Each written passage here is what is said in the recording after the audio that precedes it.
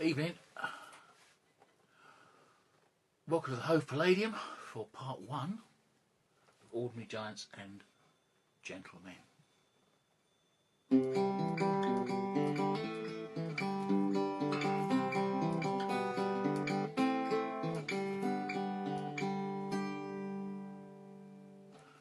I can still find him in his garden, trilby hat and short of breath, sweet white wine and knickerbocker glories. I know that love is stronger than death. I dream about him whenever I can. My mother's father was a gentleman. My mother's father was a gentleman.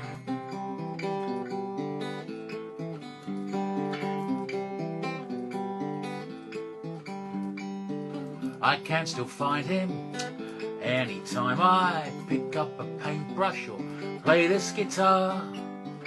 Put your clothes on, Reenie, we got visitors. Then he'd turn his hearing aid down and smile. I try to find him whenever I can. My father's father was a gentleman.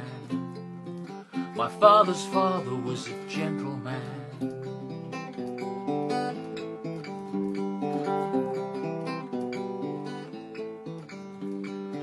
My father's mother was soft as butter, golden smile, thin white hair.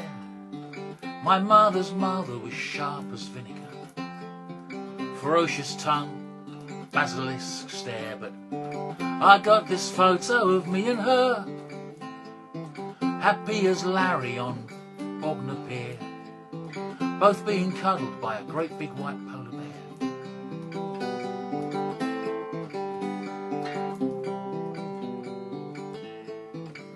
There's Uncle Cyril and Uncle Ernie. There's Great Aunt Gladys and Auntie Anne, and Ron and Betty and children's children, all doing the best they can to make the gardens grow again. Ordinary giants and gentlemen, ordinary giants and gentlemen.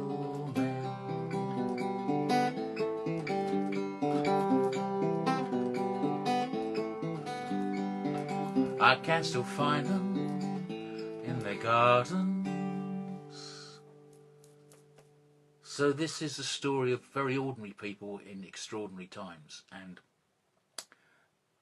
it's a story of people who are lucky. Both of my grandfathers survived the First World War, and my dad survived the Second World War.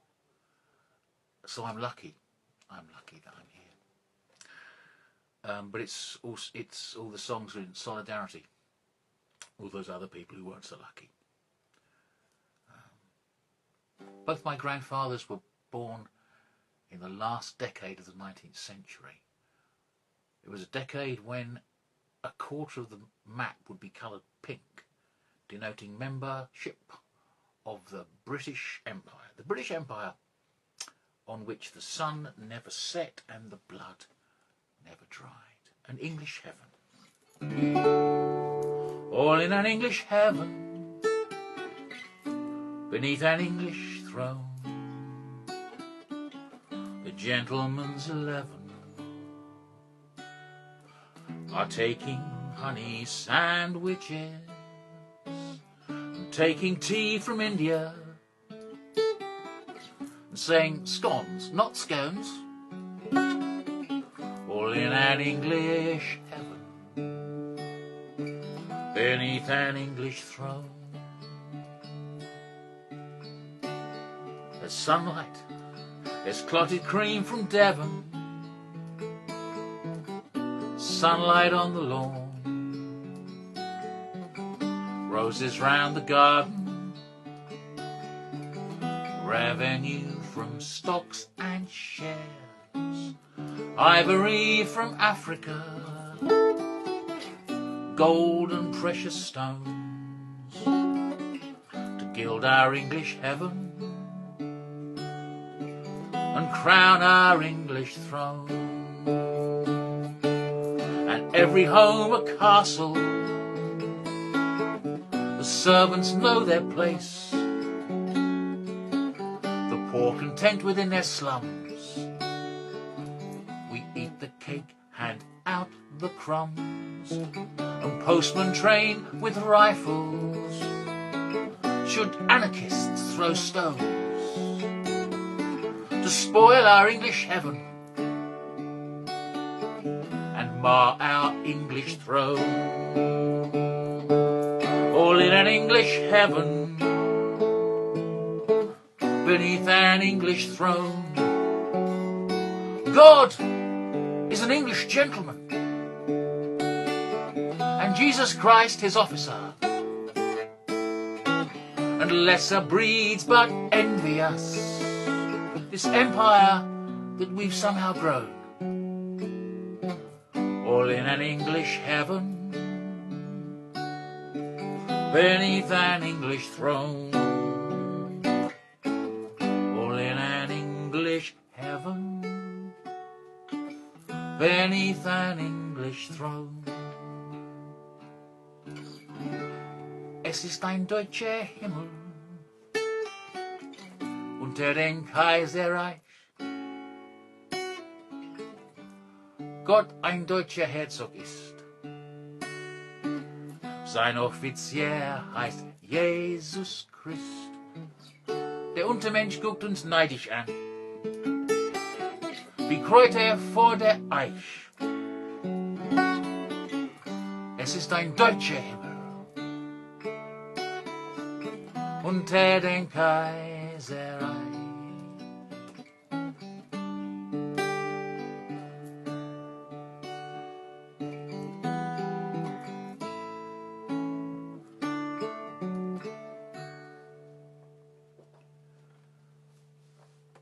So, that's the world my grandfathers were born in. My dad's dad, Ernest Isaac Johnson, he was the son of a bus driver. Well, actually, to be more precise, a horse-drawn omnibus driver who worked for the Kensington and Fulham Bus Company. So he was born in Fulham, 1893. Elsewhere in Fulham, my mum's dad, Henry Robert Jenner, was born in 1899. He was the third of three brothers, the third son of basically quite a substantial alcoholic. That's why most of his growing up was done in the workhouse once his dad had died. Anyway.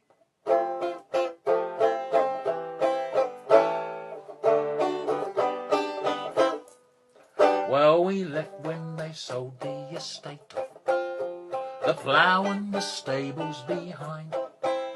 And when we arrived in the city, I wondered what fortune I'd find, where you can't see the sky for the chimneys, or tell day and night time apart.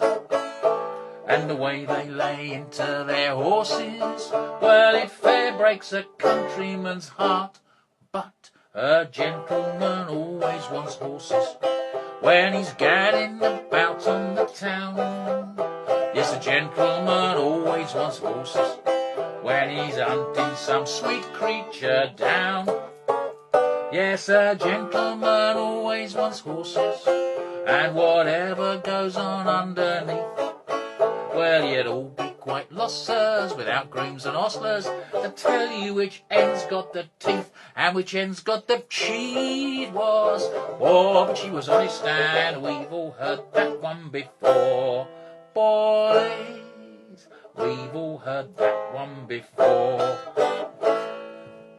We've all heard that one before. Now father drives Hammersmith buses. Oh, what is this world coming to? Well, it could be an earl, a factory girl that sat in the seat next to you. They say we'll have cars without horses, and whatever next I don't know.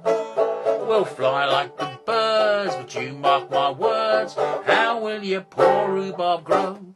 'Cause A gentleman always wants horses when he's gadding about on the town. A gentleman always wants horses when he's hunting some sweet creature down.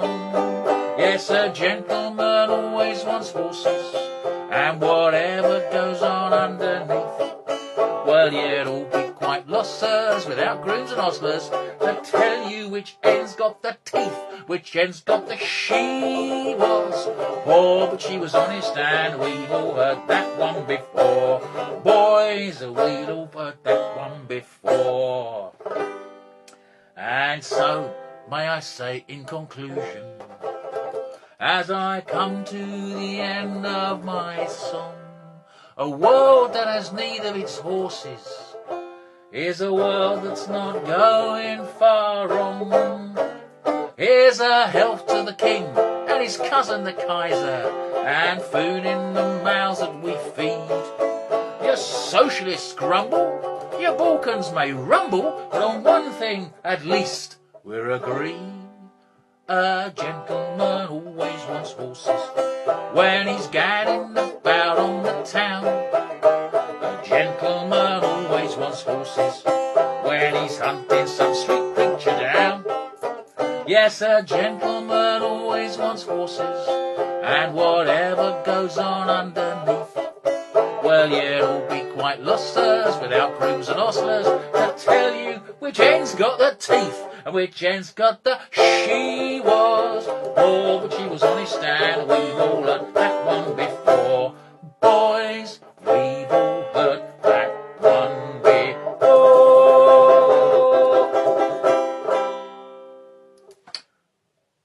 That's Ernest Isaac. And meanwhile, another part of Fulham. You see, it's always a bad idea to change the strings of the banjo. Yeah.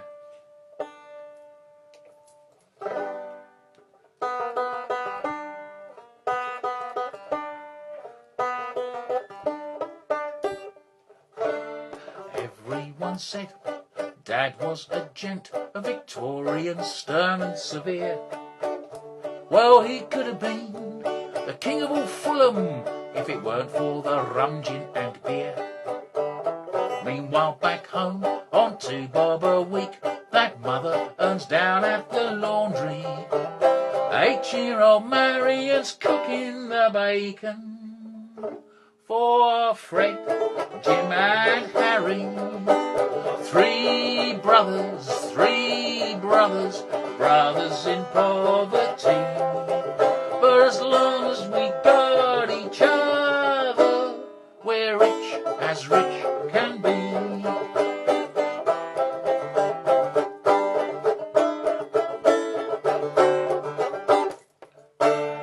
Oh, how we cried the day Father died, and said, Fred, look after your mother. She said, you're going away for a nice holiday. Promise me you'll stick together. I'll always hate those workhouse gates till the day I die, or we're still married. The only thing harder than the staff was the lard of poor Fred, Jim and Harry.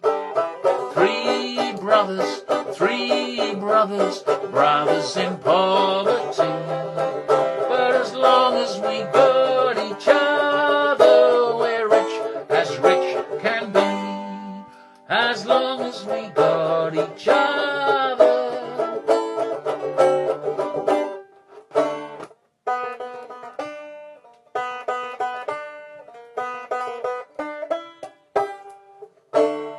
In our white socks, Fred learned to box, and Jimmy, he learned the trombone.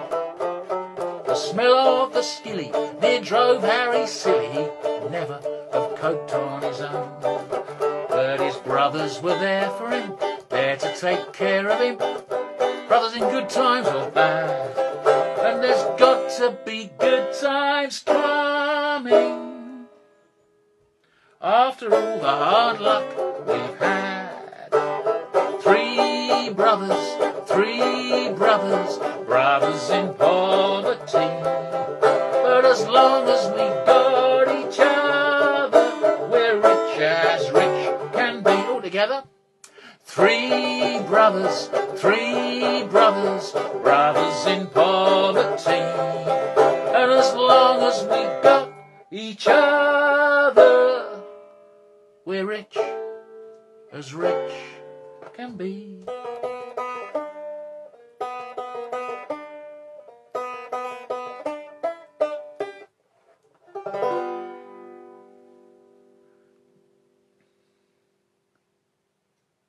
Well, aside from the fact that most of the kings and queens and most of the ruling houses in Europe were all related to each other, they're all cousins, the peace between the rival nations of Europe had been apparently assured for decades by a complicated, delicate balance of treaties that were designed to make war unthinkable. France was allied to Russia. Germany was allied to Austria-Hungary. Russia had promised to protect little Serbia. Britain had promised to protect little Belgium. And then, one obscure June morning in 1914, in Serbia, in Sarajevo, a Serbian nationalist who was dying of TB, the whole gang were dying of TB, possibly because of the rotten conditions of being part of the Austro-Hungarian Empire. A gang had planned to assassinate the Archduke and his wife, the Archduchess, as a protest against the continued imperial presence of the Austro-Hungarian Empire in the Balkans. And within weeks, the precious and precarious house of cards collapsed. But not to worry. Not to worry. It was looked on as a piece of excitement. Rupert Brooke likened it to swimmers into cleanness leaping. It was going to be a big picnic. And in any case, we'd all be home by Christmas. Never believe anybody when they tell you it'll all be over by Christmas.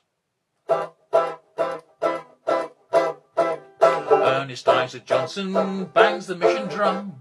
Sinners come and join the happy band. And all the world was summer from here to kingdom come. And paper flags and castles in the sand. And then the trumpet sounded, a note we'd never heard before. And then the trumpet sounded, a note we'd never heard before. Henry Robert Jenner delivering the mail. The lady at the big house takes a shine. Sure to make his fortune, have the pick of all the girls. At last it looks as if the outlook's fine. And then the trumpet sounded, a note we'd never heard before. And then the trumpet sounded, and all the banners were unfurled.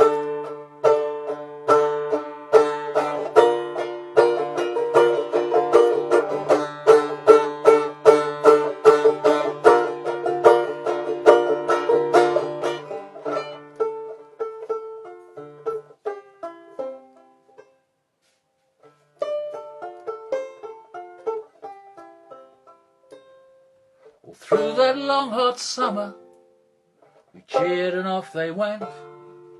The band played Rule Britannia in every town in Kent.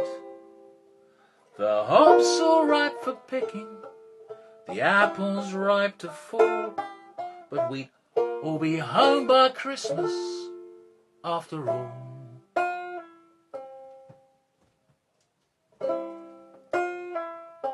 But then summer turned to autumn for all those Union Jacks.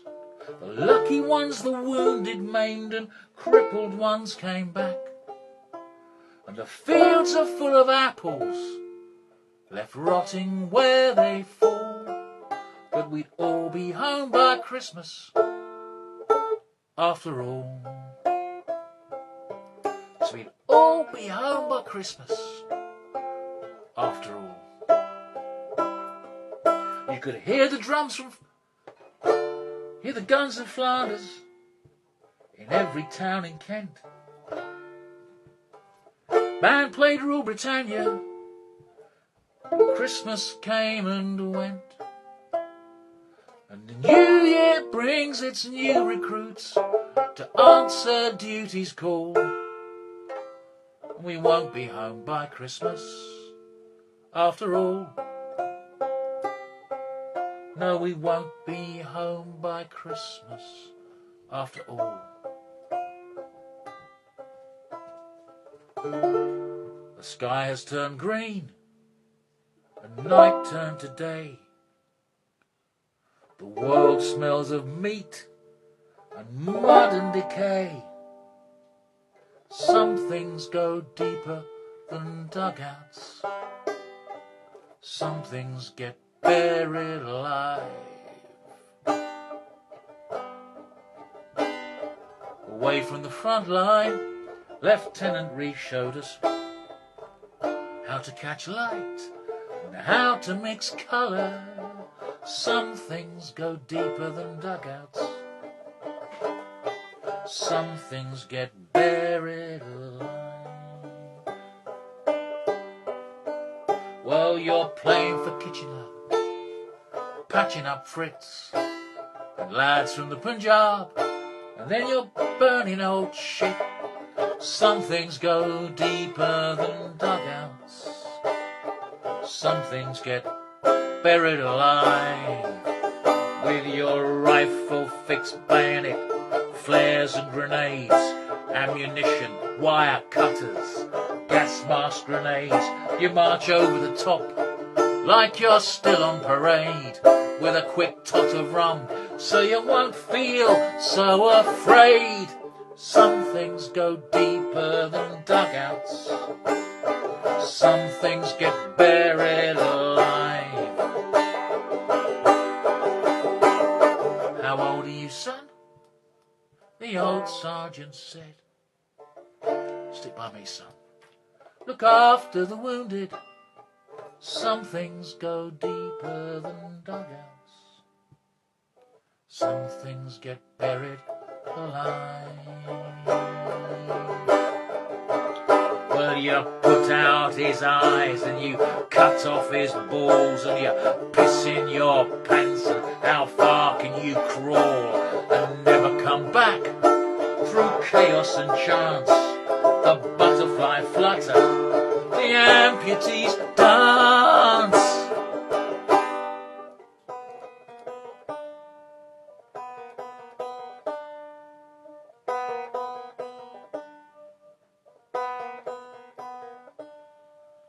Some things go deeper than dugouts. Some things get buried alive.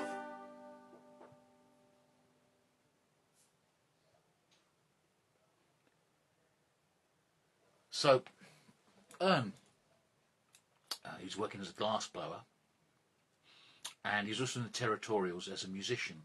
So, when war was declared, he was called up, and because he was a musician, he was put into the ambulances, because in those days musicians were considered a military asset. They could play whenever Kitchener or the King turned up anywhere near Flanders, and they were used for morale boosting purposes.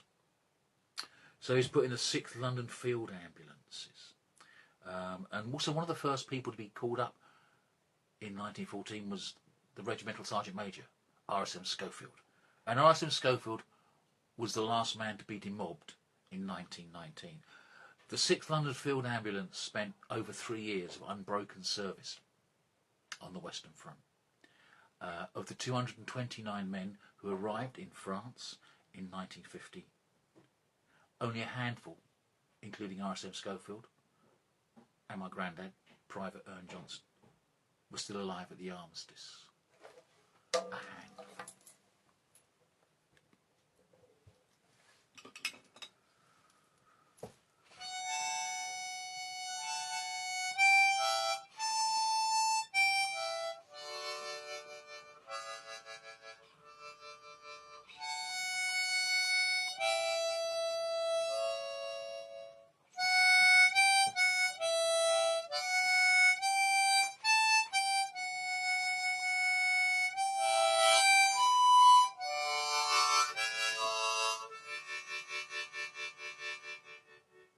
RSM Schofield is my shepherd, I shall not want for rum and sweet woodbine.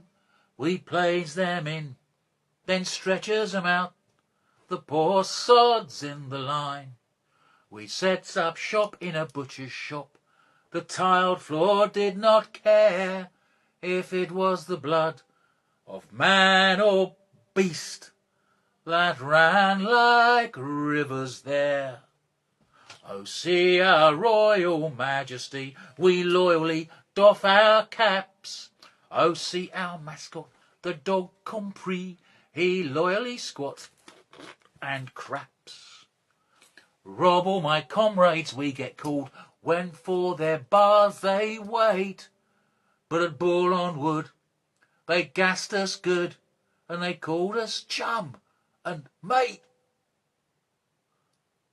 At Wipers, how our CO frowned and banged his desk and said, the damned Hun have shelled the cemetery as well. Now what's to be done with all the dead?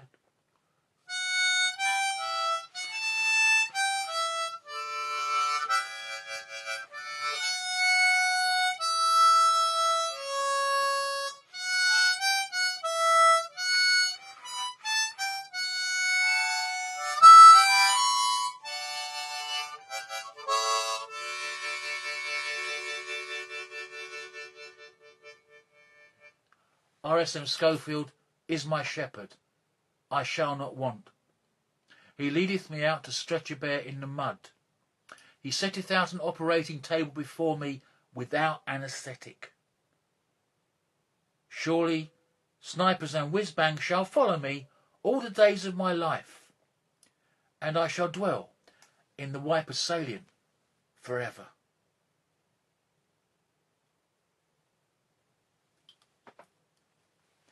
Harry, of course, was younger.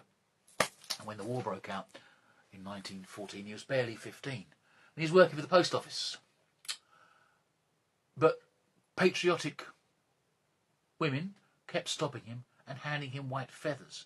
And he became so ashamed of this that he managed to lie to his employers, the post office, and joined the post office rifles. When he arrived in France, and I've got a photograph which I should show you. He's beautiful. He looks 15 with his hat. And if you compare him to the photograph there, it's 100 years difference. Anyway, when he arrived in France, his sergeant said, look, how old are you, son? And when Harry said, well, 16, 15, whatever. The sergeant said, look, just work with the surgeons. But of course, you get older. And soon Harry was in the trenches. At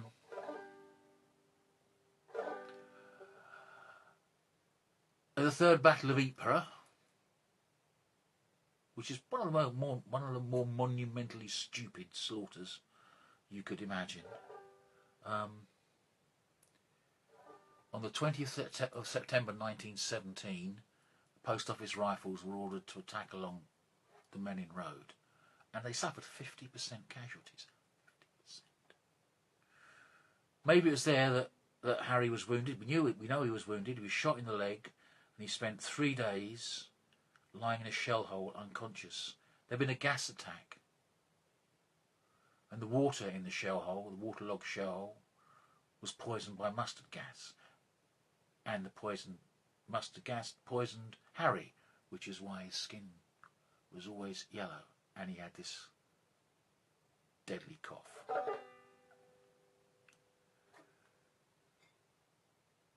They gave me white feathers because I was tall, so I said I was older and answered the call.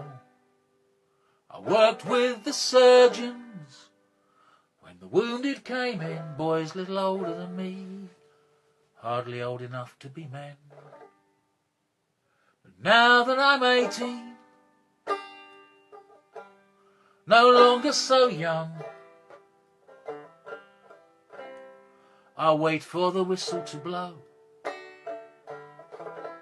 The mercy of the guns, Somewhere my brothers, Jimmy and Fred, will look for each other among the days dead. My dearest Elsie at home,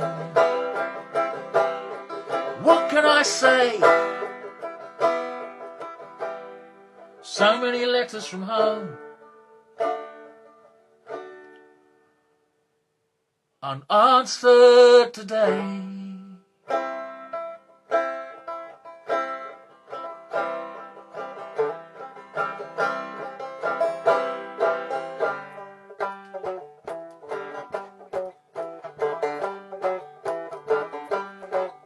Well, you're lying on the stretcher and you're fighting hard for breath. You've been keeping in a shell hole for 3 days.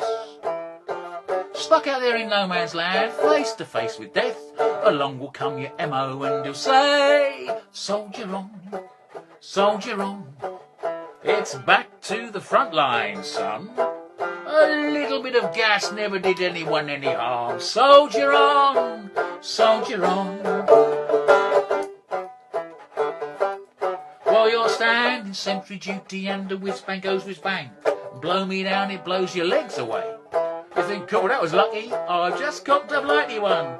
But along will come your CO and he'll say, soldier on, it's back to the front line, son. A little bit of shrapnel never did anyone any harm. Soldier on, soldier on.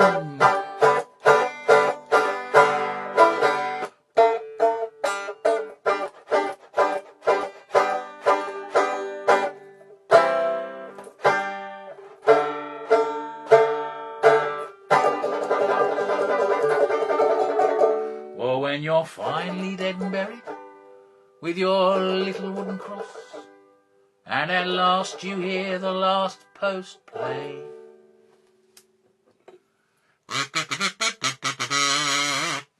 You strolls up to the pearly gates, hoping for a brew. Along will come St. Peter, and he'll say, fuck off, soldier on, soldier on.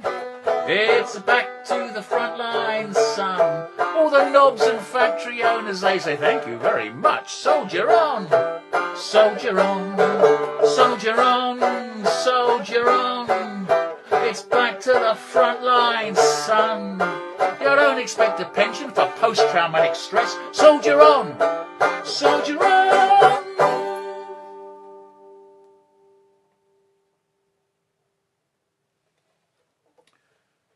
And they did just look for each other, the 3 brothers. They looked for each other amongst the dead.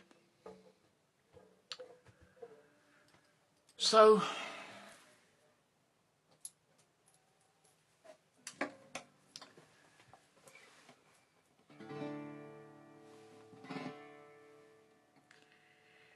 Harry's wound in the legs and 3 days lying unconscious in a waterlogged shell hole.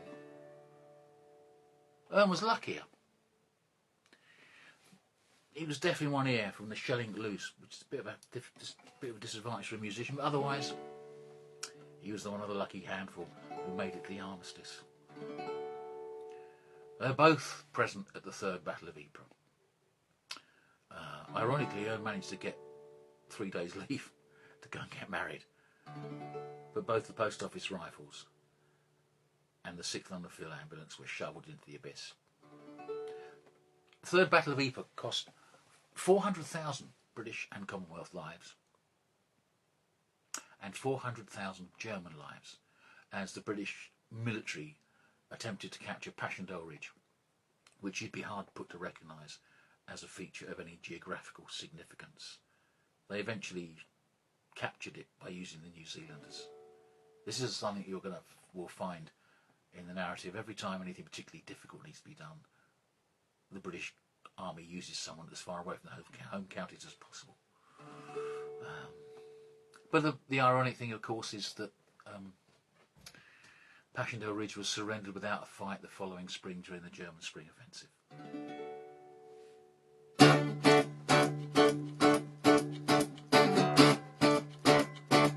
You could say that I was lucky. You can can say it was the sky, or because I was a bandsman. What I did was I survived. It was the death of all our horses, replaced by Fords I learned to drive. And though the shelling took my hearing, what I did was I survived. Medals, bloody medals, medals, bloody medals. I've seen men opened up by shrapnel, I've seen men opened up by knives, I've seen the price you pay for medals. What I did was I survived. It's men who'll never see their mothers, it's men who'll never see their wives, it's men who'll never see their children. What I did was I survived. Medals, bloody medals, medals, bloody medals. And when they fell like leaves that autumn, I married Lil and stayed alive. I got my pipsqueak and Wilfred. What I did was I survived. Ambulance and water duty, and when the new recruits arrive, they think it's good luck if they touch me, 'cause what I did was I survived. Medals, bloody medals, medals, bloody medals. Keep your medals, bloody medals. Keep your medals, bloody medals.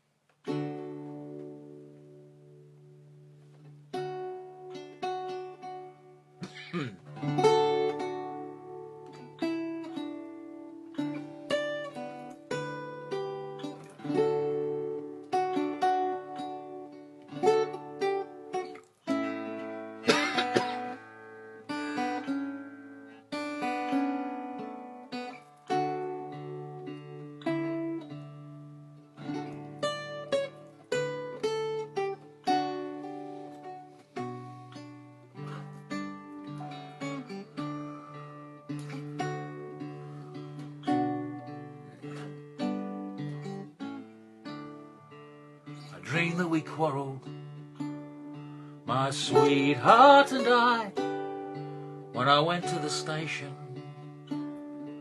to wave him goodbye. The trains had departed, there was nobody there. I set a place at a table for an empty chair.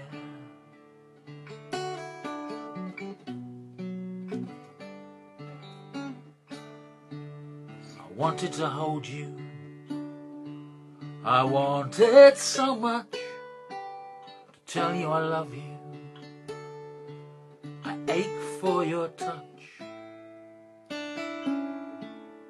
when I woke up, there was nobody there. I set a place at a table for an empty chair.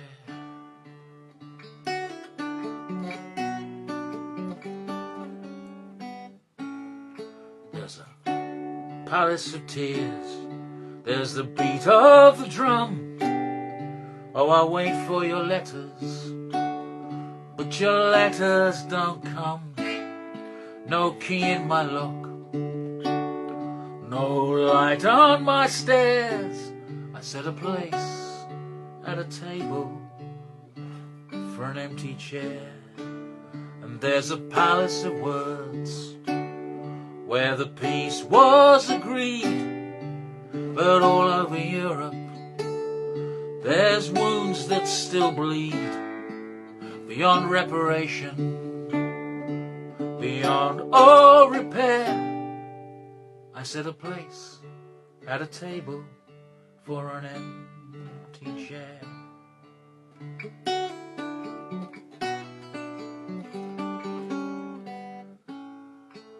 There's a list of the missing, where my heart used to be. When will you ever come back to me?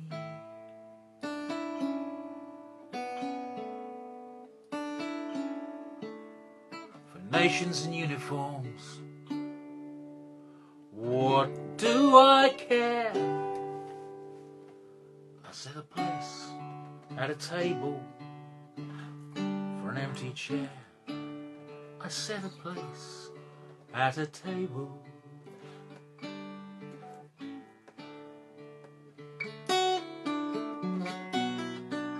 for an empty chair.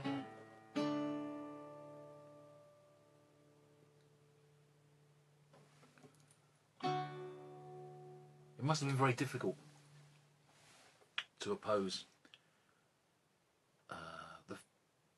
initially to oppose the fury of the eagerness for war and all the propaganda. But as the war dragged on, people started, after an initial rush to volunteer, people realised it wasn't over by Christmas, wasn't over by the following Christmas, and they stopped volunteering. So conscription was brought in. And in 1917, as the war dragged on, opposition to the war started to grow. So the government decided that it needed to make an example, and chose Alice Weldon in Derby to be that example.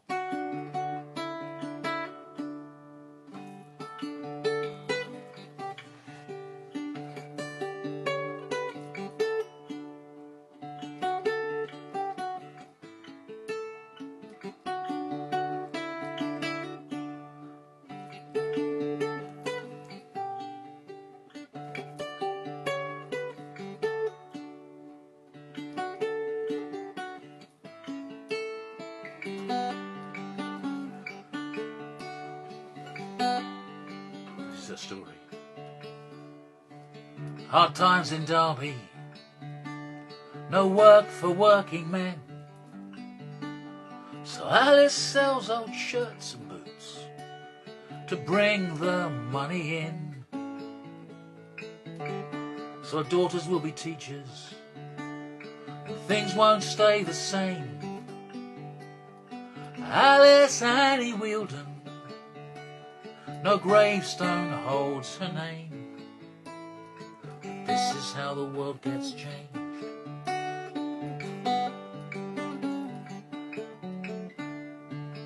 Alice Annie Weldon works hard to make things right. A world where women have the vote and men don't have to fight. She knows things don't just happen. The system is to blame.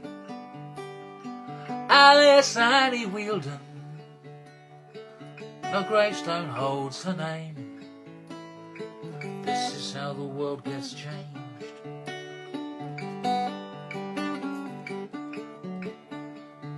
Her house becomes a shelter for young men like her son, brave enough to tell them, I will not hold a gun. It's the ones who give the orders, or they're the ones should feel ashamed. Alice Annie Weldon, no gravestone holds her name. This is how the world gets changed.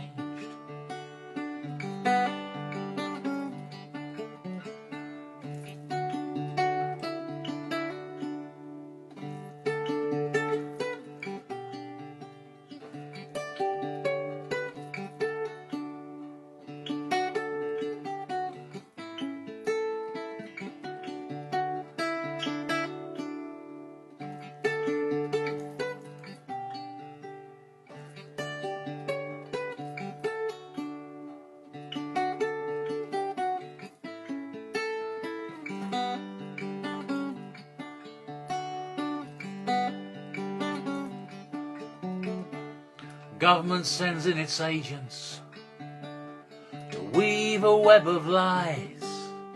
Says there's a plot to murder Lloyd George, made up by MI5. So she's convicted on false evidence from the criminally insane Alice Annie Wheeldon. Her gravestone holds her name. This is how the world gets changed.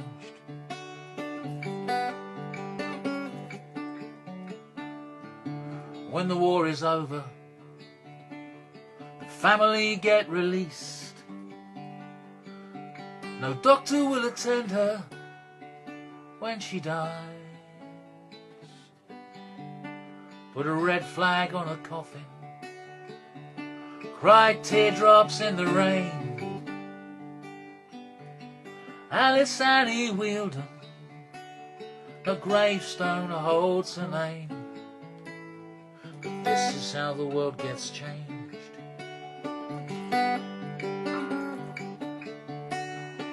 This is how the world gets changed.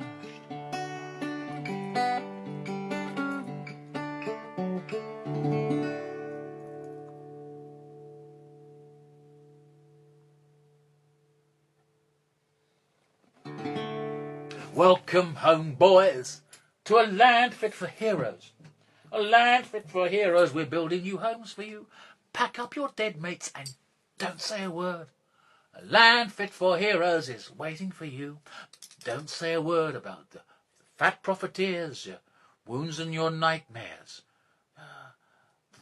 The friends that you've lost for king and for country, for cricket and empire. There's a 2-minute silence that lasts the whole year. Welcome home, boys, to a land fit for heroes. A land fit for heroes. We're building new homes for you. Pack up your dead mates and don't say a word. A land fit for heroes is waiting for you. Don't say a word about the home fires in Luton. The boys weren't invited and they burned the town hall down. The war to end wars, the name set in stone, a whole generation lost. But don't say a word. Welcome home, boys, to a land fit for heroes. A land fit for heroes. We're building new homes for you. Pack up your dead mates and don't say a word. A land fit for heroes is waiting for you. And so here you come, the shy second son with your cool and quiet smile in so many shadows. You'll not learn to swim, but you'll learn how to fly. And you'll earn your wings, son, and shoulder the sky. You'll earn your wings, son, and shoulder the sky.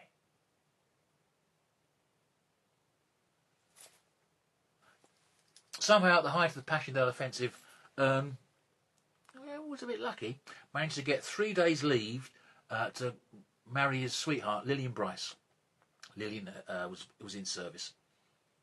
And there is a photograph that he must have kept in his wallet in the trenches of him standing behind her with his hand on her shoulder, and they just look lovely. It's all cracked, but it's a brilliant photograph. So he marries Lillian with a special licence, October 1917, during a Zeppelin air raid as well.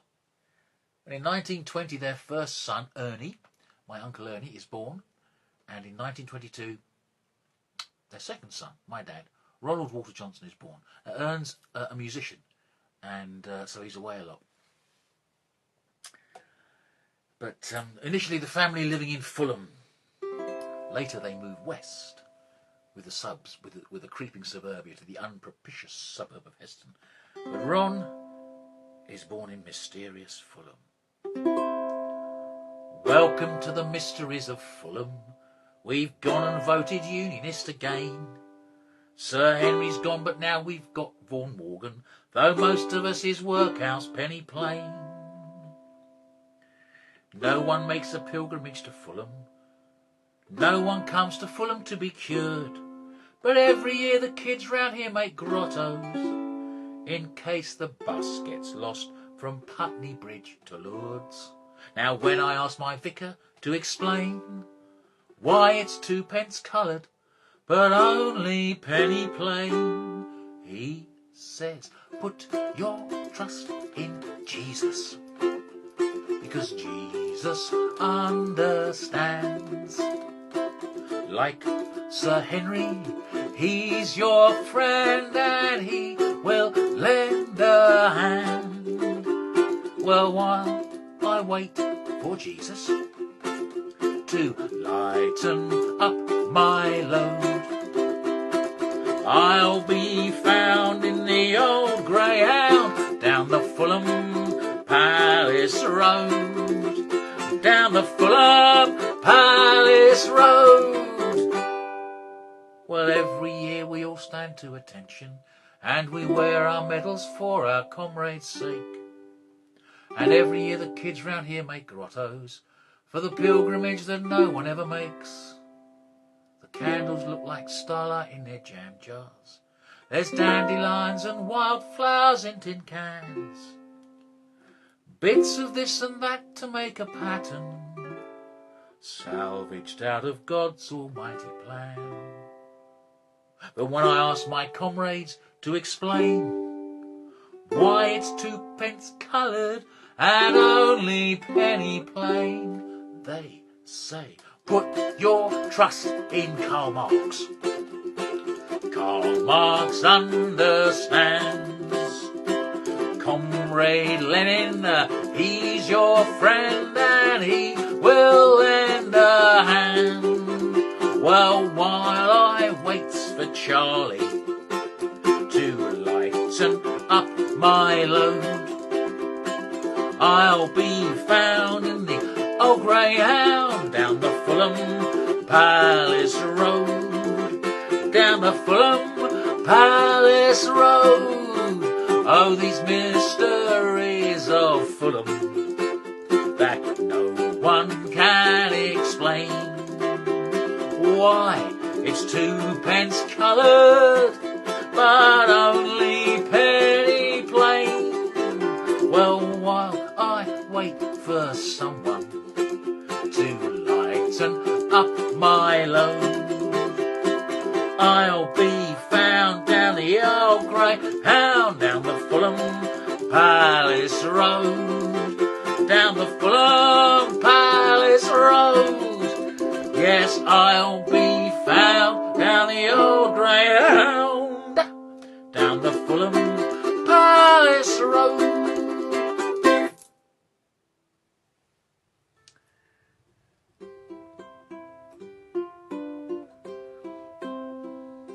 Then they moved west. Lil had to work as a cleaner because Ern's income as a musician wasn't exactly regular. They had to keep moving houses because they couldn't make the rent. If it isn't one thing, it's another. The money never lasts the 7 days. And then there's times he sometimes doesn't send it, when he does the work and doesn't get the pay. Smart girls bob their hair and raise their hemlines. You clean the house and put the kids to bed. Modernism's busy making headlines. You're busy mending hand-me-downs instead. Slow progress. Slow progress.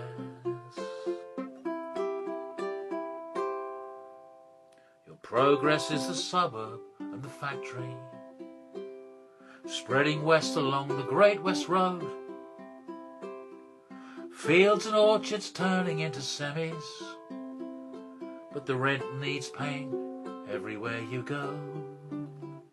So progress, slow progress. There'll always be a big house, needs a cleaner, and a boy to pull the weeds up all unpaid. Madam gives her old shoes for your daughters, and they'll cramp and pinch their poor feet all their days. Slow progress, slow progress. If it isn't one thing, it's another. The factories spread along the Great West Road, but your progress is from one street to another, because the rent needs paying everywhere you go. Slow progress, slow progress, slow progress, slow progress.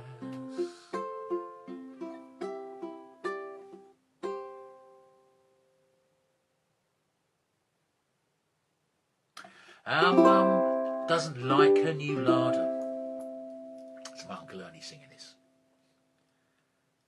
Her rice puddings always dry out. She says it's these houses, the way that they're built, must be the new brickwork that dries up the milk.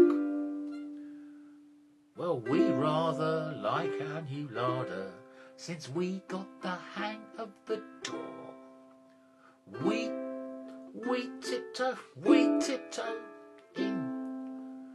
We tiptoe in, lifts out the skin and sucks the milk up through the straw. We do, we sucks the milk up through the straw. Well, our dad doesn't like his new garden. His rhubarb's a terrible sight.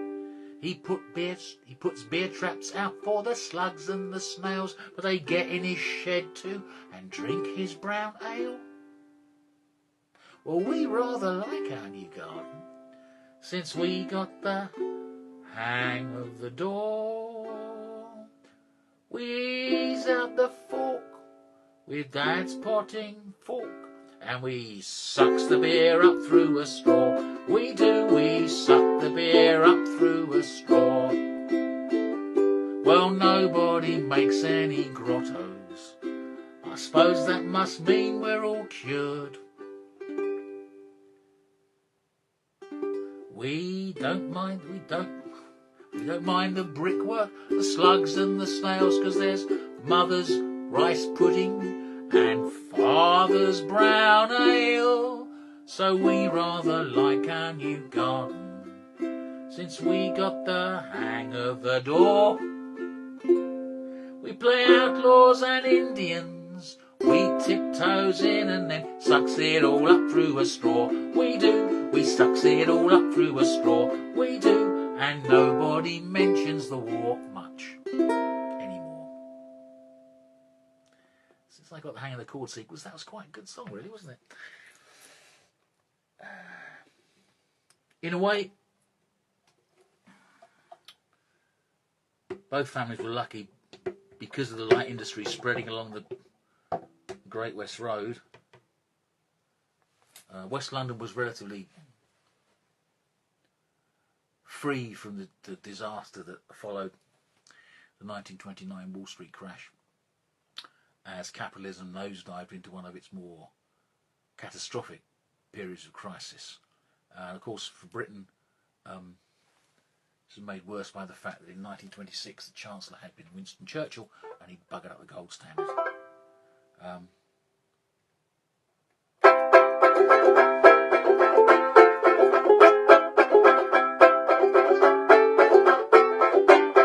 It's one of George Formby's completely unknown songs. That he never wrote.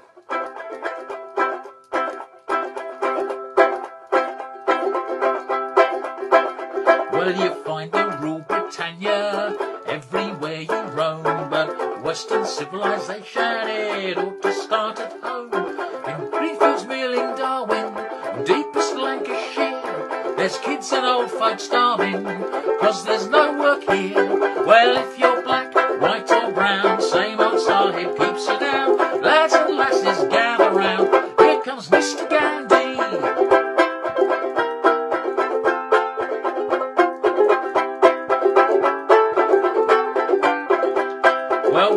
says it's not on, that India won't buy expensive British cotton, but Gandhi tells us why. When Winston was the Chancellor, he got his sums all wrong. So here in deepest Lancashire, we all sing this song. If you're black, white or brown, same old Sahib keeps you down. Lads and lasses gather round, here comes Mr. Gandhi.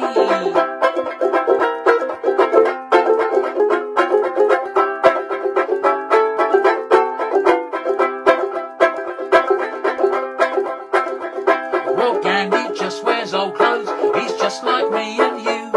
He don't keep changing top hats like a Winston likes to do. And Gandhi likes the football, and we all do as well. But Winston just likes whiz-bangs up your Dardanelles. Ooh, if you're black, white or brown, same old Sahib keeps you down. Lads and lasses gather round, here comes Mr. Gandhi.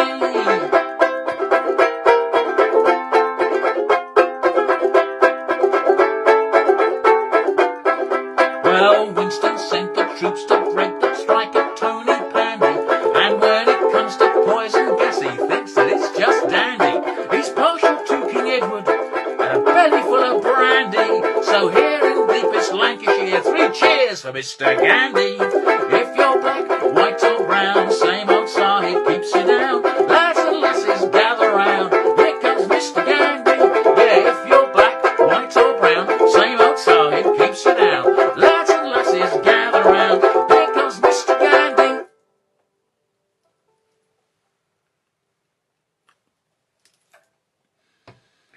Meanwhile, he's busy playing with the Golden Serenaders. You can see their poster over there at the Sunderland Empire. Somewhere I got his contract when he was engaged in 1929 to with the Golden Serenaders to perform at the Windmill in Soho, London's centre of tasteful nudity, where nice young girls were completely starkers, and it was art. If they moved, it would have been rude, and the Lord Chancellor would have closed them down.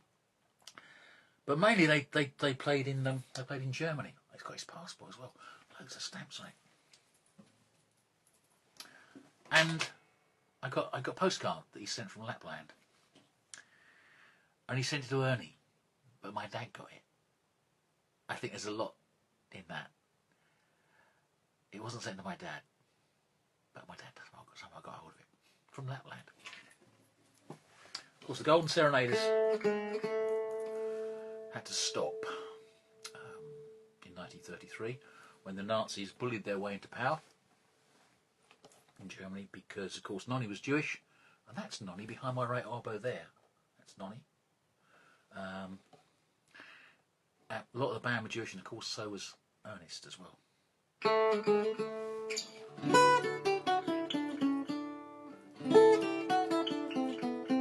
What times they had.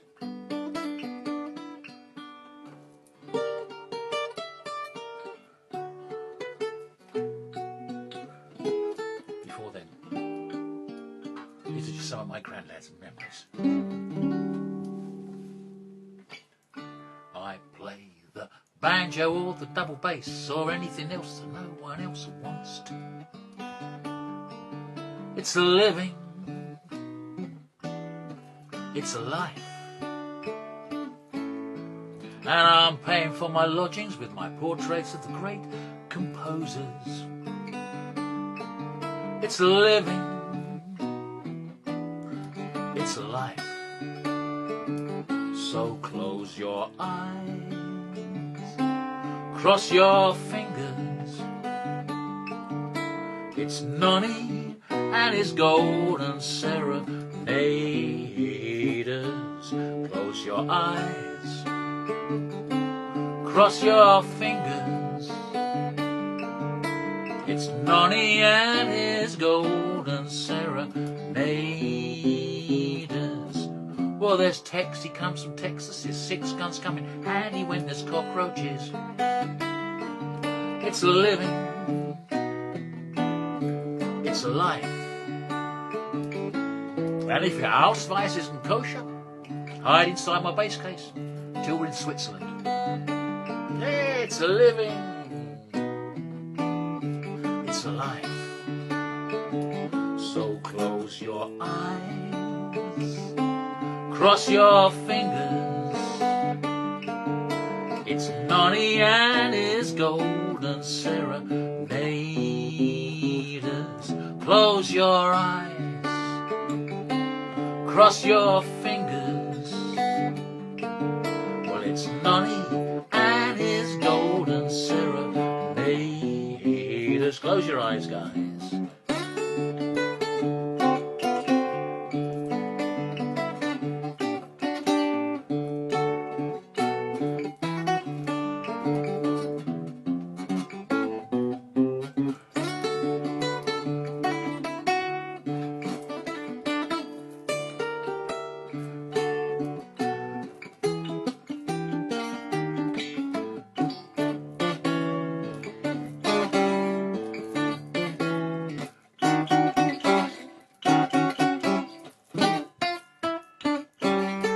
Well, it's just a little trick I've learned. You don't look back, you don't get burned, maybe. Baby, it's living, it's life. And we joined the dance band to forget. What do you know? I'm blowed if I remember what. It's living, it's life. So close your eyes, cross your fingers. Well, that's Nonny and his golden serenaders. Close your eyes, cross your fingers. Well, that's Nonny and his golden serenaders. Well, that's Nonny and his golden serenaders. Yeah.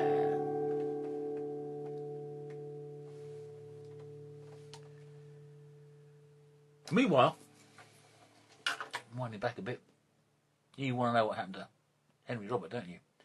Well, Harry Jenner married Elsie Best, my somewhat sharp-tongued granny, in 1922, again in Fulham. And in 1925, my mum, Elizabeth Marion Elsie Jenner, was born. She would be the eldest of 3 daughters. And in 1929, they also moved west to the blooming suburban paradise, as it was, of Hounslow. And my mum remembers that at some point, along with her sister Queenie, they were taken back to Fulham to spend a few nights with Granny Best, because Harry and Elsie were going across the Channel to visit Ypres and the Menin Gate, which was the monument erected to contain the names of all those who died in the Ypres salient and whose body was never recovered or identified. And there are over 54,000 names on this massive part. Sassoon called it a pile of peace-complacent stone. It is very monumental, very pompous. And it still wasn't big enough, because there were more unknown, undiscovered dead that could fit in this massive mausoleum. So they carried on the naming the unrecovered dead on the wall of Tyne-Cop Military Cemetery. This song is about that journey. As I always say, it's taken verbatim from the diary that my granny never kept.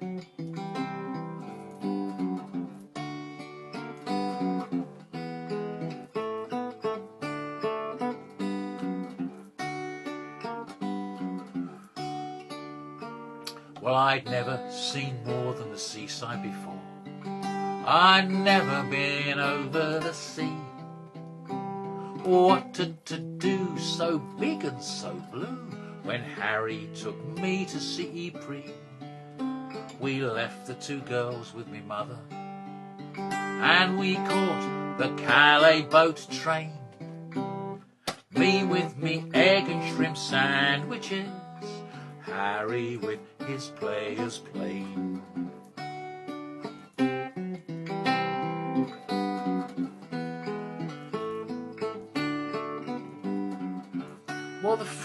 ever so foreign.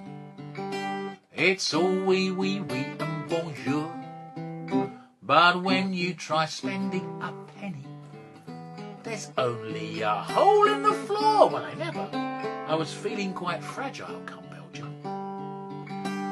I asked for a stout and got brown. Now, I thought it's as good as a Guinness, till I stood up and almost fell down.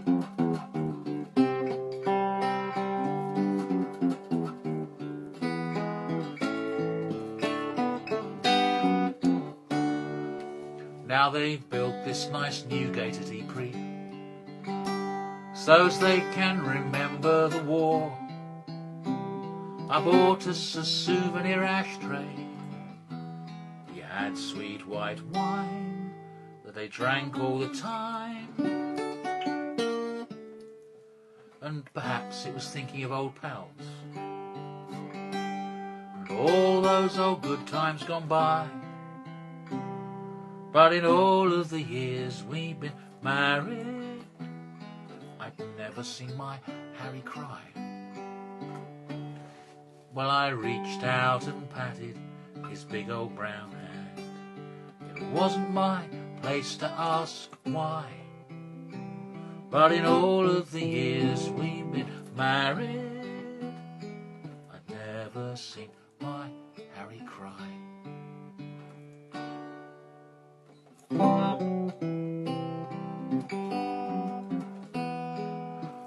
Never seen my Harry cry.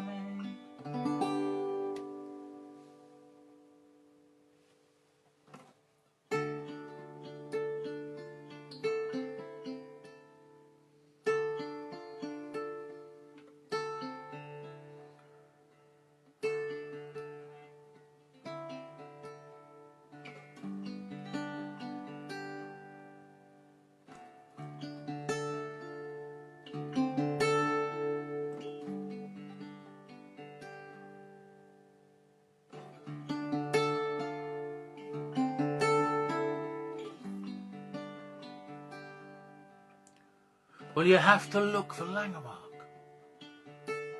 to find that field of names of the students and the schoolboys who died and took the blame for everything that happened when Europe's leaders lied.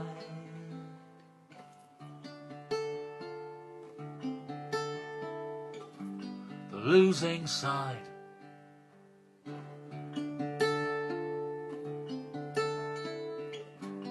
Losing side. No, this is not the Menin Gate.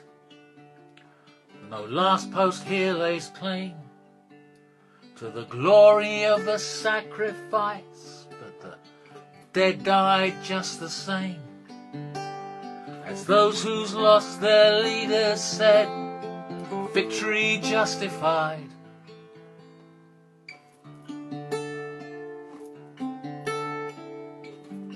Losing side.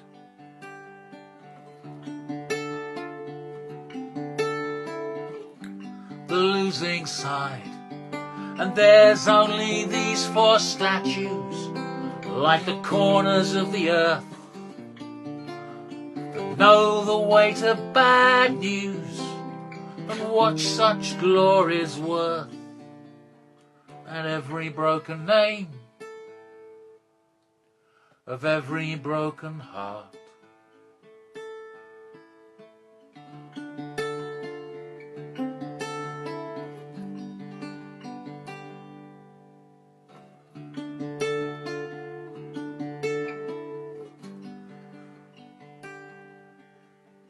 When you get to Timecott, be sure to read the names. Oh, they're in another language, dead died just the same, and I think of them as brothers, Fritz and Tommy, side by side.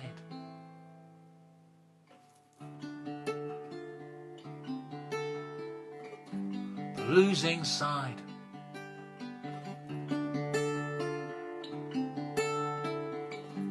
the losing side.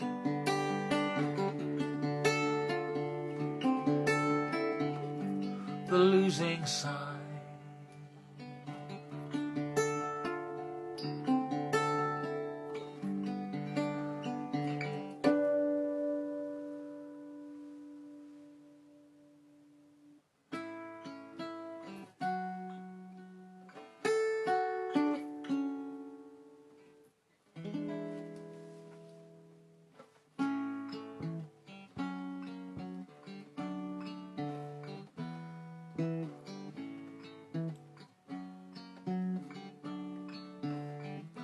Well, little Lizzie Larkin's on her sister's wedding day.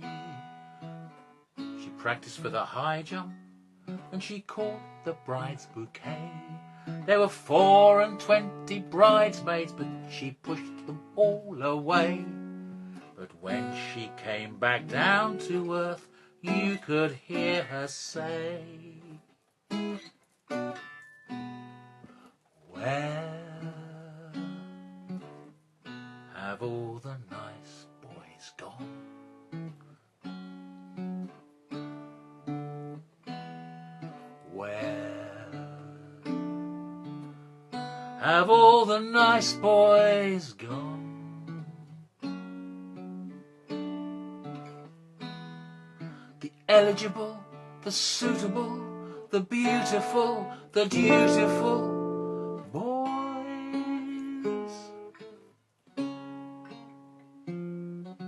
Where have all the nice boys gone?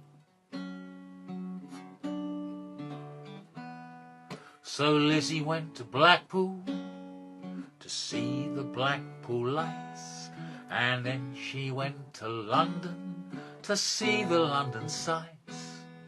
But all she saw was majors who'd never fired a shot. They'd say, you can handle me medals, and she'd say, I'd rather not. Where have all the nice boys gone? Where have all the nice boys gone?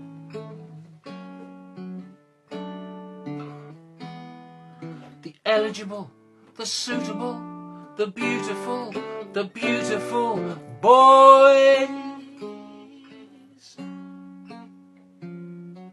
Where have all the nice boys gone? Well, Harris went to Arras, and Burke went to Bapaume. Timothy to Gallipoli, and Samuel to the Somme.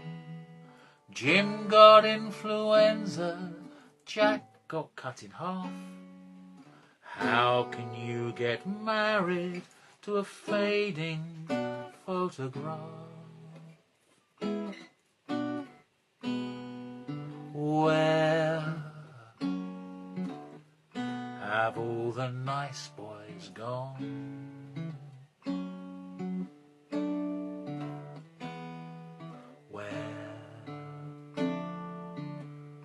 Have all the nice boys gone?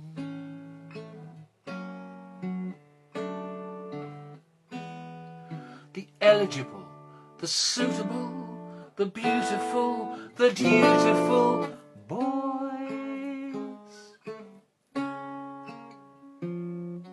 Where have all the nice boys gone?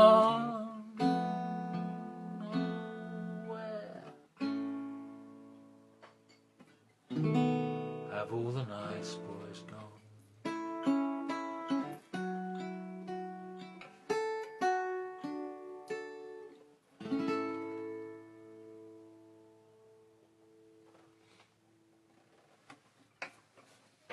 Yeah.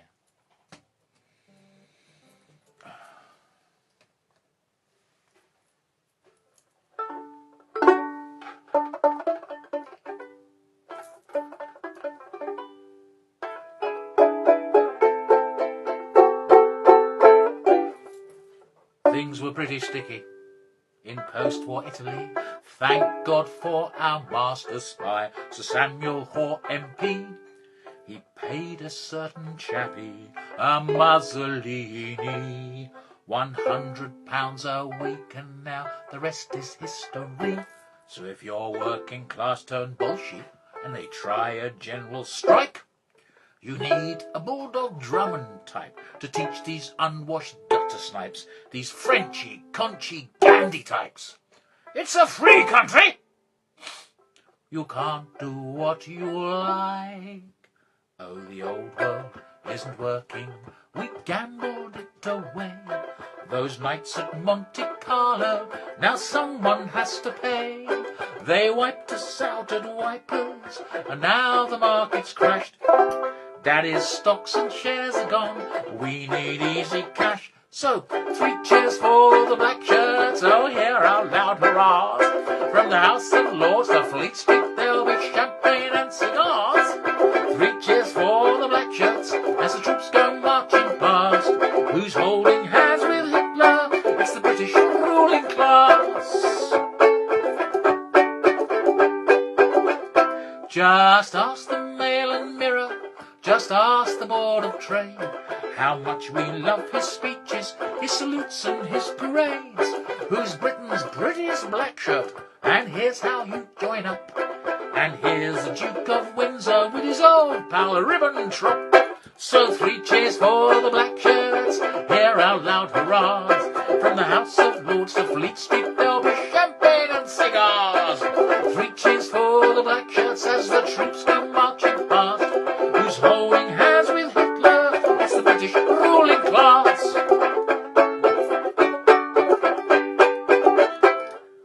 The old world isn't working, but give the unemployed flags to wave, Empire Days, and they'll be overjoyed. If Britain's to be great again, you Jews, you'll have to go. You'll know your place and like it. Once Sir Oswald runs the show. So 3 cheers for the black shirts, hear out loud hurrahs. From the House of Lords to Fleet Street, there'll be champagne and cigars. 3 cheers for the black shirts as the troops go marching past. Who's holding hands with Hitler? It's the British ruling class. Always holding hands with Hitler. It's the British ruling class. Holding hands with any old Hitler. It's the British ruling class. More tea, Donald. Have a slice of NHS. Meanwhile,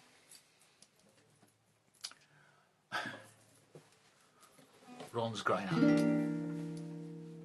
Not doing a particularly good job of it either. Bottom of the class most of his time. A piece of old rope, a pair of old roller skates. You can swing round and round on a lamppost all day, or ride behind the truck from Pear's factory, passing the gardens where the nice children play, where you can go. Depends where you come from. You are, after all, what you are. You climb every tree, and then you go home, where you dream of the sunflowers and stars.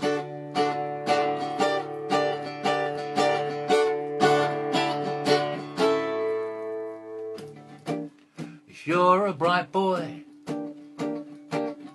you can go to the head of the class, and if you work hard, your future is clear. You'll work as a clerk, take the train to High Holborn, where you'll sit at your desk 50 years. Where you can go depends where you come from. You are, after all, what you are. You climb every tree, and then you come home where you only can dream of the stars.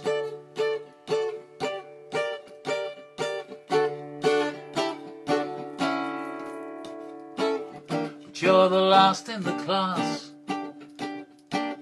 and in the Gilbert and Sullivans, you're in the chorus. Your big brother shines bright, but there's a book for your birthday to our own little Vincent, and there's sunflowers and stars in full black and white. Where you can go depends where you come from, but you are, after all, who you are. You climb every tree, and when you go home, you dream of the sunflowers and stars. Sunflowers and stars. Sunflowers and stars. Sunflowers and...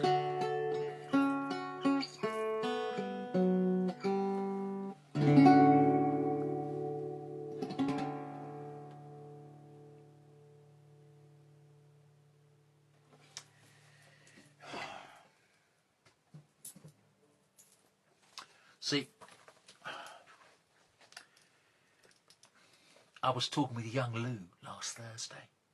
That Hitler's been at it again, I says, marching all over the Rhineland with his jack-booted blonde supermen.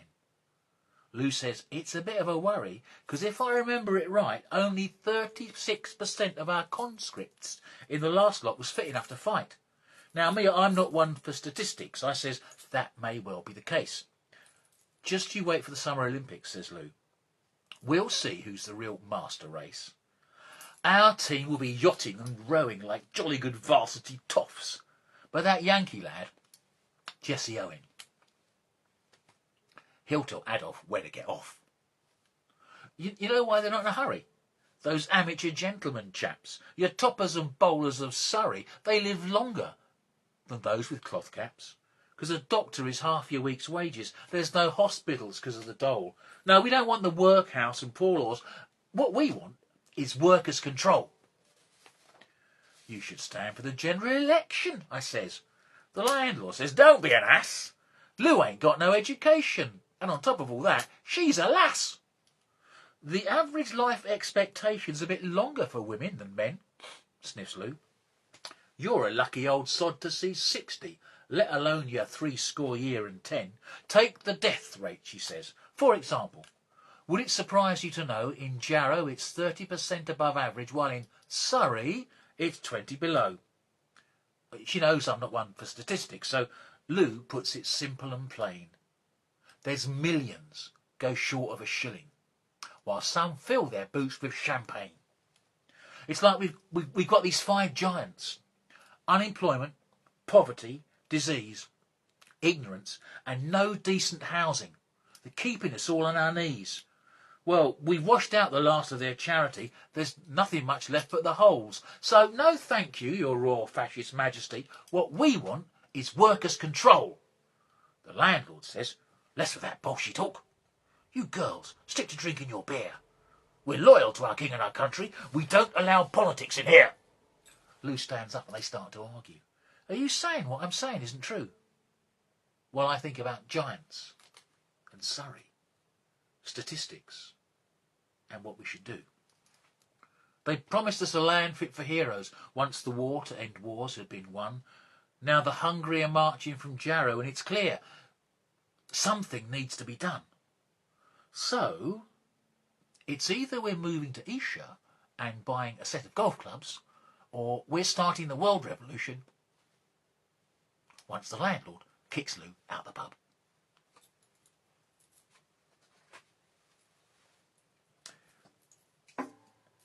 In 1937, my Uncle Ernie, ever the aspirational one, he dragged Ron along to. He'd been doing this for a few years. He dragged Ron along to the Hounslow Light Operatic Society, which was the very epicentre of the cream of Hounslow society. And they did Mikados and Gentlemen of the Guard and Gilbert and Sullivan. So Ern was always convinced he'd get a speaking part. So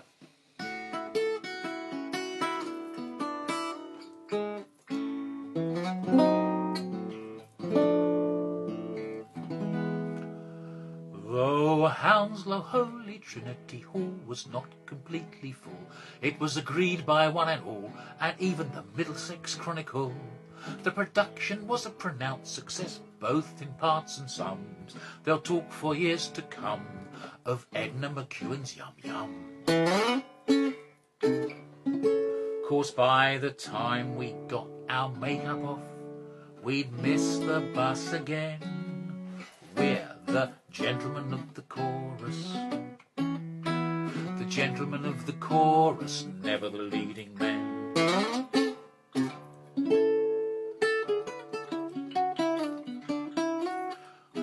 We're the gentlemen of the chorus, my brother Ron and me.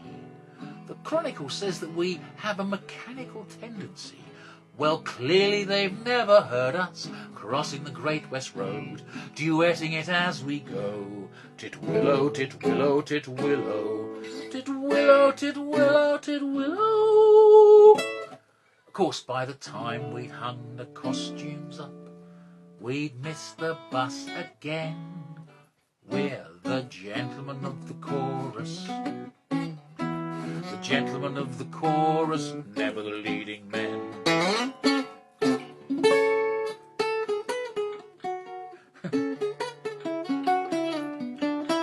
Well, I asked that new Mikado, what's the key to your success? Your trousers neatly pressed, or your Australia dress? Oh no, old sport, it's Guinness and port, lubricates the throat, keeps your tonsils afloat, and helps you hit all of your notes. Of course, by the time you'd finished your Guinness and port, we'd miss the bus again. We're the gentlemen of the chorus, the gentlemen of the chorus, never the leading men.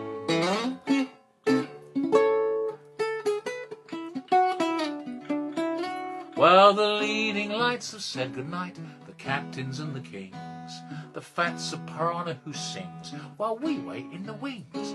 We're the gentlemen of the chorus, on land or sea or foam, and the Heston War Memorial we pass on our way home.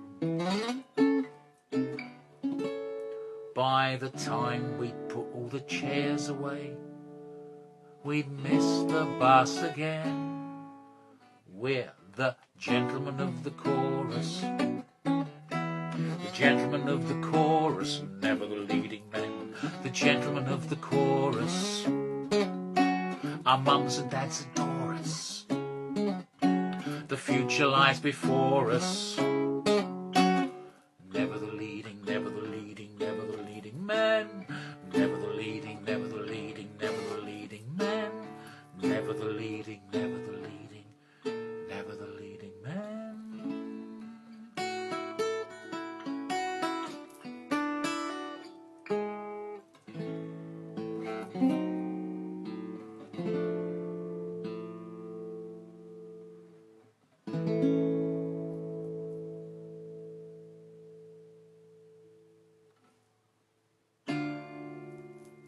My dad started going to Congregational Church, I think, Radical Youth Club, run by a Christian socialist called Norman Chubb. And that's where this next song comes from. It's not just the poppies we wear in November, it's men not yet 40 who look 65. And they cough and they twitch, and they always remember what it means to be killed, what it means to survive. It's men selling matches that haunt the street corner, the eyes with no legs and the legs with no eyes.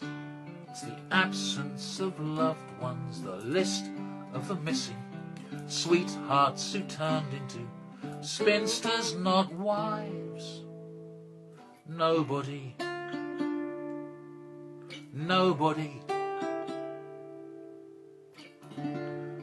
wants one more war.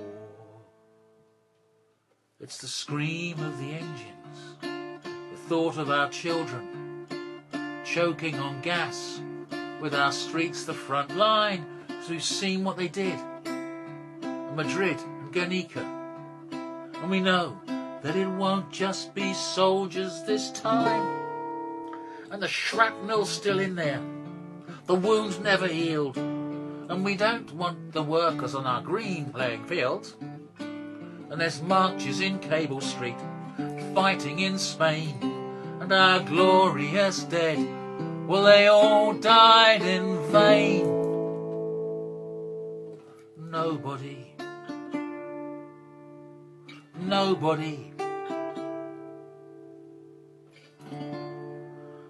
wants one more war. But you'll always remember the night that you met them in your youth club in Heston. The refugees with the dark haunted eyes, the dark haunted stories of the fascists in Germany. And they're putting up posters, issuing gas masks, and talking in Munich for peace for our time. But you've looked in those eyes, those dark haunted eyes, and all you can see is it's all just too late. All just too late.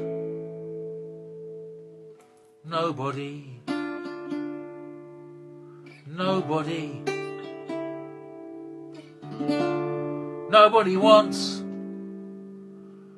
one more war.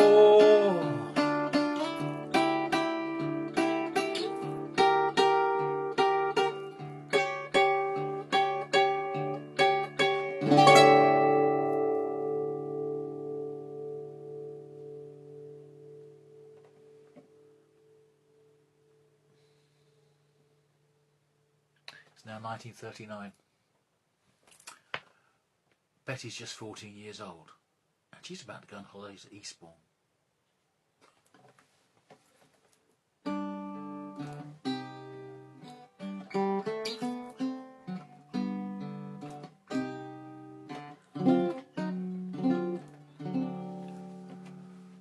When Kitty got left at the altar,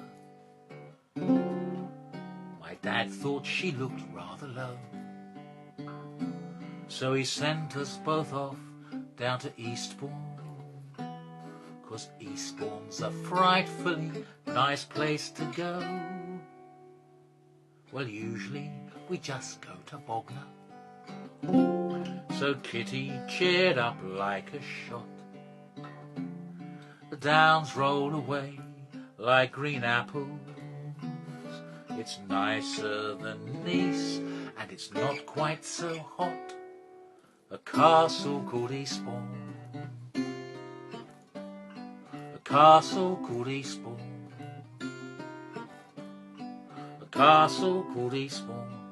Kitty and me, watching the downs rolling down to the sea. Cousin Kitty and me.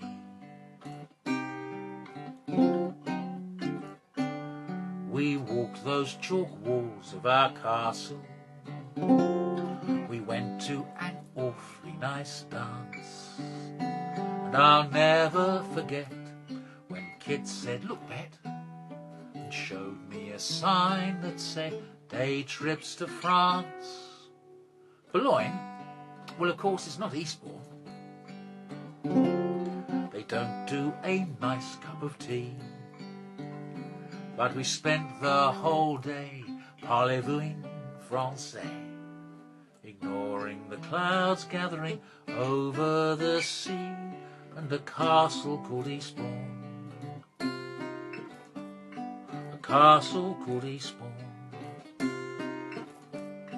A castle called Eastbourne. Kitty and me watching the downs rolling down to the sea. Cousin Kitty and me.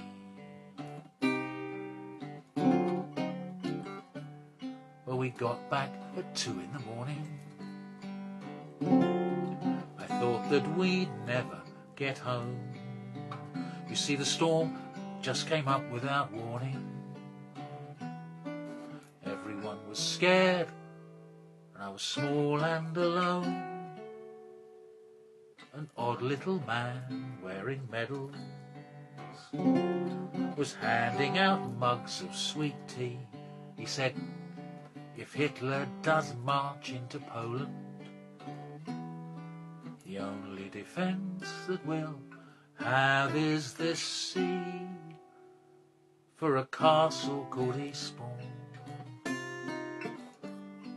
A castle called Eastbourne. A castle called Eastbourne. Kitty and me watching the downs rolling down to the sea. Cousin Kitty and me. Well, we'd had quite enough of adventures. The next day, our last day, was fine. So we walked on those old 7 sisters. And Kitty said, "Look, Bet, you and me make them 9. There wasn't much left of the summer, like the last of a cold cup of tea. But Kitty said, "Don't be downhearted. There's always next year, and more fish in the sea, and a castle called Eastbourne. A castle called Eastbourne. A castle called Eastbourne. Kitty and me watching the downs rolling down to the sea. Cousin Kitty and me. Cousin Kitty and me."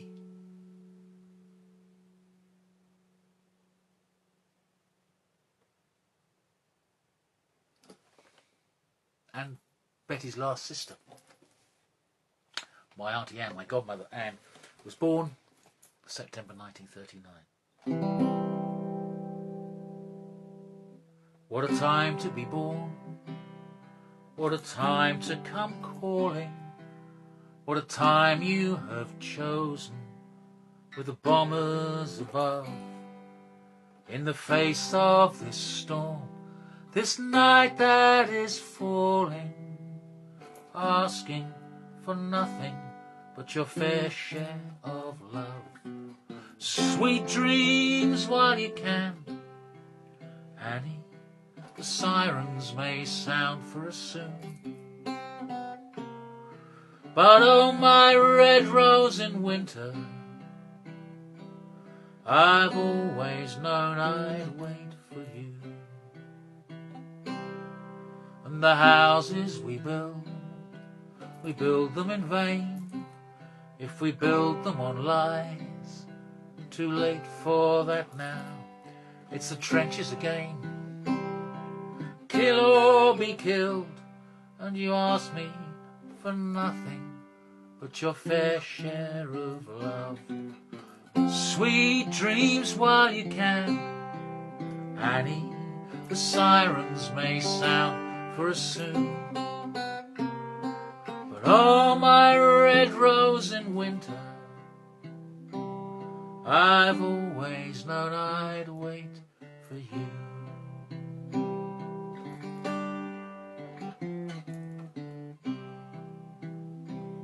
And as far as I can, I will keep you from harm. Wait for a morning and send out the dove. One day we'll hold rainbows here in our arms, asking for nothing but our fair share of love. Sweet dreams while you can, Annie. The sirens may sound for us soon, but on my red rose in winter, I always knew I'd wait for you. I always know I'd wait for you.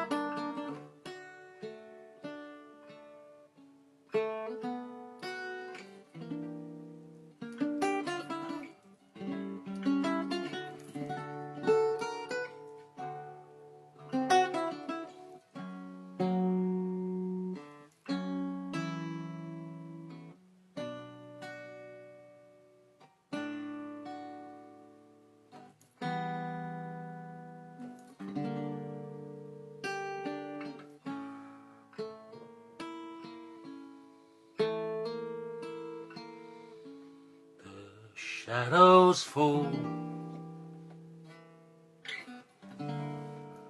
across the airfield. The silver birds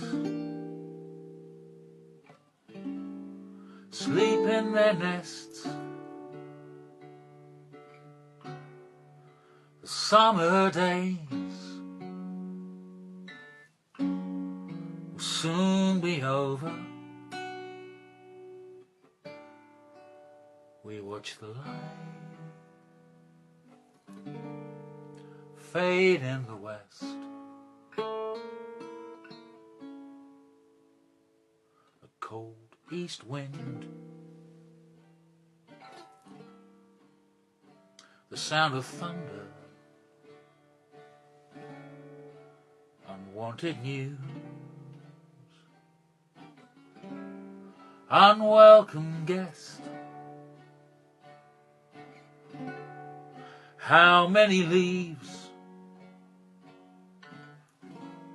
will soon be falling? We watch the light fade in the west. September's song, September's song. And with the storm, the wounds of winter that freeze the hands that once caressed, and we shall weep till eyes are empty, and watch the sun fade from the west. September's song, September's song.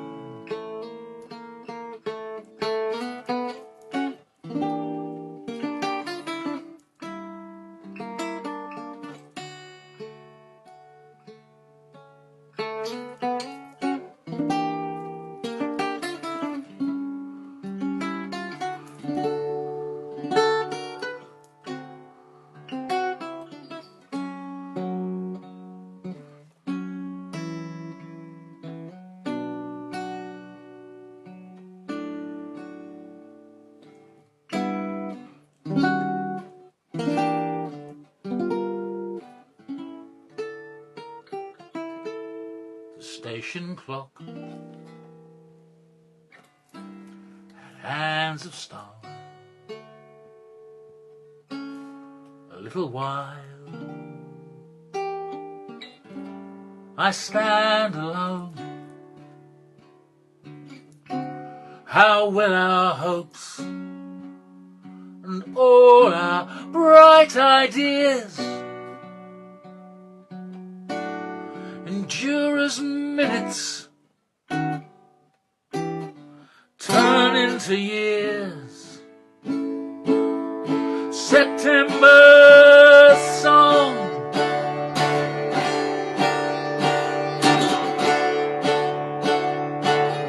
September song.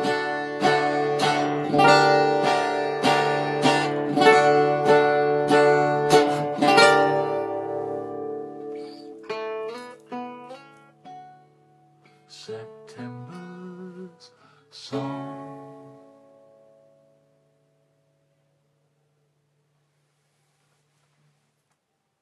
It's 1939.